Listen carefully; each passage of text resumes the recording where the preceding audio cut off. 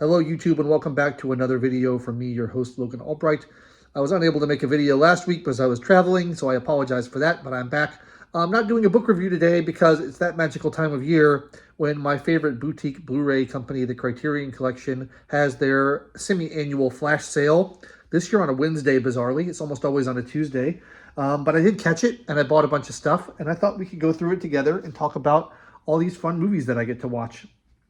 As ever, all the movies I bought are blind buys. I have not seen them before, although since I've made this purchase, I've watched two of them, which I will talk about. But I am buying them based on what I know about the directors, what I know about the plots, what sounds intriguing to me, what I've had recommended to me from other people. And I like to buy blind because it exposes me to something that I otherwise wouldn't be exposed to. And the fact that I then own it incentivizes me to really spend time with it, watch it multiple times, get to know it, and not just dismiss it if I don't immediately click with it. It gives me the opportunity to really kind of develop a relationship with that film and get something out of it that I otherwise wouldn't if I just watched it on streaming or in a movie theater or something. So I like doing that. Let's go through the movies that I got. I'll start with the two that I've watched so far. I watched this 2 nights ago, Beyond the Hills. This is a 2012 Romanian film about a woman who's living in a convent, and she's visited by a former friend of hers who tries to get her to leave and go to Germany with her. And the friend is basically a brat who behaves badly and tries to disrupt the monastery's operations and gets what she deserves. I like movies about nuns. I like movies about monasteries. I like movies about religion. And I thought this was very good. It has a lot of themes in it. Themes about religion versus secular, the old world versus the new world, technology versus tradition, love, lust, obedience, duty, lots of things like that. Really interesting film based on real life events of an exorcism gone wrong in Romania. And I found it quite engaging. This is the first Romanian film I've ever seen. So I quite liked it and thought it was cool. It's one I've wanted to get for a while. Not very well known, but really cool. And then last night, I watched this film, Three Women by Robert Altman, starring Shelley Duvall and Sissy Spacek. I became interested in this film because one of my favorite films is Mulholland Drive, and I recently watched Persona by Ingmar Bergman, both of which films have something to do with this film. They're both about kind of female identity and personality and kind of the blending between different personalities together. This is Shelley Duvall plays a woman who's working at kind of a geriatric clinic, and Sissy Spacek is the new, recently arrived woman who needs to be trained up by her, and she kind of develops a really strong infatuation with Shelley Duvall's character, and they become roommates, and it all goes wrong, and by the end, their like personalities are sort of melding together or swapping places in a very kind of dreamlike and strange way, reminiscent of Mulholland Drive. I really loved this. I watched it last night. I thought it was excellent. It's funny. Like, the dialogue is so strange but naturalistic at the same time. Everyone is so needlessly hostile in this movie, which I found really funny. Just like every person that Shelley Duvall encounters is just like mean to her for no reason. And that's good, but it's also disturbing. It's also thought-provoking. It's great, and the performances are really wonderful. Shelley Duvall is great. I mean, my favorite movie of all time is The Shining, so I love Shelley Duvall, but she's fantastic in this. The character she plays is sort of like outwardly very bubbly and friendly, but there's kind of a desperate loneliness underneath it, and you can tell she's like trying to cover up for how unhappy she is, and she's kind of searching for something, and that leads her to being a little bit sharp and a little bit sometimes cruel to people. And there's an edge to her character underneath, which I found wonderful because it would be so easy to write that character just as like a generic nice woman. And that's not at all what it is. It's much more complex than that. And I thought this was just a delightful, one of the best films I've discovered through the Criterion Collection so far. Really loved it, and we'll be watching it again soon with the director's commentary. All right, the remaining films I have not seen, so I'll have less to say about them, but I'll tell you why I thought they sounded interesting. Next up is La Ventura. This is an Italian film by Michelangelo Antonioni. I have seen one of his films before. I saw Red Desert, which I really liked, which also stars Monica Vitti, who's the star of this, an amazing actress. And this is just a film I've heard a lot of great things about. I don't really know too much about the plot. I actually try to avoid learning too much about the plot of these movies before I watch them. But it's about a missing woman who they try to go search for. And it's supposed to be very unique and very interesting. And I really liked his other film, so I'm looking forward to that. Next, this is a film that's been recommended to me on a previous Criterion Haul video that I did, I guess a couple years ago probably. Kwaidan.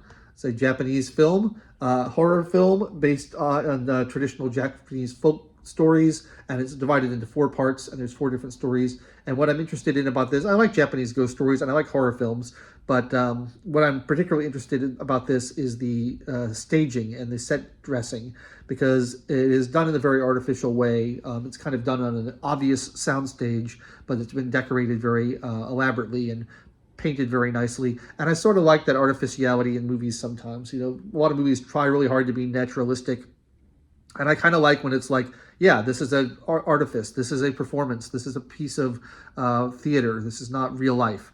And you can do some really amazing stuff with decorating the sets. I love painted backdrops, for example. I love miniatures. I love all the kind of stuff that you can put into movies that make them evident that they're not real life, but they look beautiful, and they're about creating beautiful images. So I'm really excited to watch that one. Probably watch it for Halloween, you know. Next up is a 1950s French thriller called Diabolique. Again, I don't know too much about this. I just know it's like a murder thriller. It's from the 50s. It's directed by, who's it directed by? Henri-Georges Clouzot. I've heard good things about him. This is an early title, early release by the Criterion Collection. It has a low spine number, and it's been on my radar for a long time. I wanted to check it out, and I like thrillers, so this sounds like a lot of fun. Next up is Ivan's Childhood. This is the debut film by Andrei Tarkovsky, the great Russian filmmaker. I've really become a fan of him over the years through my journey through Criterion. Many years ago, I watched Solaris on DVD and hated it and thought it was boring and slow and terrible. And over the years, I have come to really love his work. Solaris is still not my favorite of his movies, but I've seen Andrei Rublev. I've seen Stalker, which is my favorite of his. I've seen Mirror, which is wonderful. And this is his first film. And unlike his other films, this is only 90 minutes long, so I'll be able to get through it relatively easily. It's about a young boy during wartime. It's in black and white, but he's such an amazing master of the camera. He's one of the few filmmakers that I know who can really take kind of any scene, no matter how like normal or ugly looking it is, and make it look beautiful through the eye of the camera. He's just got an amazing gift for that. And so I want to see all his films, and this is his first film, and it's the only one in the Criterion Collection that I don't already have, so I'm getting this one. Looking forward to it. Next up, On the Waterfront, Marlon Brando, Elia Kazan. I've actually never seen this, believe it or not, and it's very famous. But I've recently become a big fan of Marlon Brando. I watched another film of his called The Fugitive Kind, and I just was so stunned by... I'd never seen like his early works. I'd seen Apocalypse Now and The Godfather and stuff, but I'd never seen him as a young man, really. And I was just so stunned by his acting prowess. He's such an incredible performer, so magnetic and so impossible to take your eyes off of, that I wanted to see more of his films. And On the Waterfront is a very famous one. This was a little more expensive than most of the Criterion releases, so I hesitated to get it, but I wanted to see it, and it's a very nice packaging. It's got several different versions of the film on 2 different discs, 2 different Blu-ray discs, so I'll be looking forward to delving into that. Now, I've been trying to read more Shakespeare because I'm not the biggest Shakespeare fan in the world, and I feel like that's my fault for not trying hard enough. So I've been trying to get into him, and I recently read Macbeth, and I also recently saw the Akira Kurosawa film Throne of Blood, which I loved, which is based on Macbeth. Thought it was amazing. And Macbeth has been my favorite Shakespeare play I've read so far. I really like it. So I'm trying to learn more about that story and delve more into the adaptations of Macbeth. So I got Roman Polanski's Macbeth. It's a cast of unknowns filmed in English in Britain, I believe.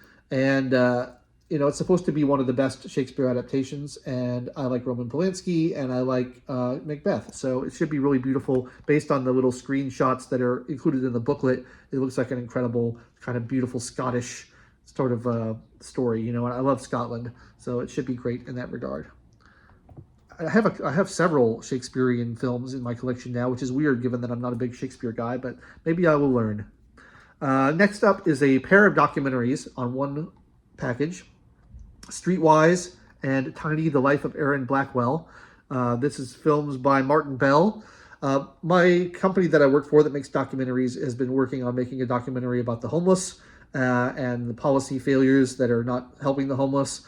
And I thought this would be good research for that, because Streetwise is a documentary about homeless kids in Seattle. And then The Life of Aaron Blackwell is a follow-up documentary filmed 30 years later about one of the characters in that and where she is now in life. So I thought that would be a fun little thing to help me learn more about the subject and give me some ideas for documentary filmmaking on this subject. So I thought that would be a fun thing to add to my collection. And then finally, last but certainly not least, this is a film, or rather I should say set of films that I've had my eye on for quite some time. It's Decalogue by Krzysztof Kieslowski, if I'm saying that right.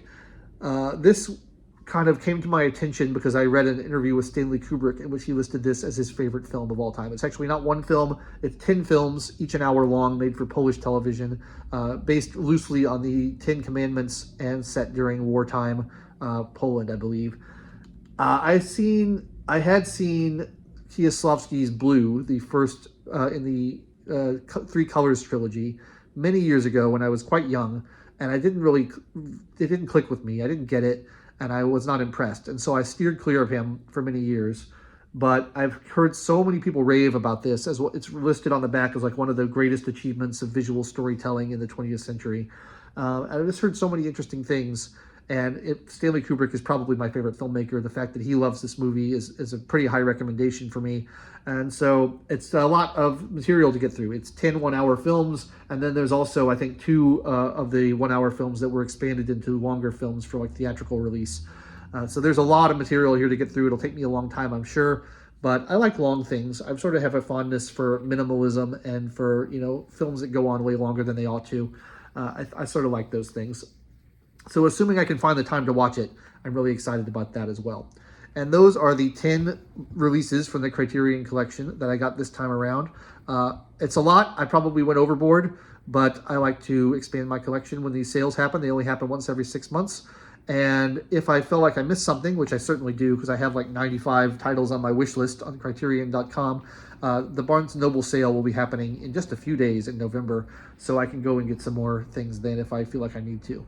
So that's what I got. I'd love to hear your reaction as my viewers to the titles I purchased. If you think I made some good choices or some bad choices, I'd love to hear what you're picking up this season from Criterion, either from the flash sale that happened about a week ago or the Barnes & Noble sale that will happen all the month of November. Please let me know in the comments. And if you enjoyed this video, please like the video, subscribe to the channel, click the bell for notifications, and check back every week for more videos. Mostly book reviews is what we do here if you haven't seen my channel before, but I like to talk about Blu-rays every once in a while because I like all kinds of art. I like music, I like movies, and I like books, but mainly we do books.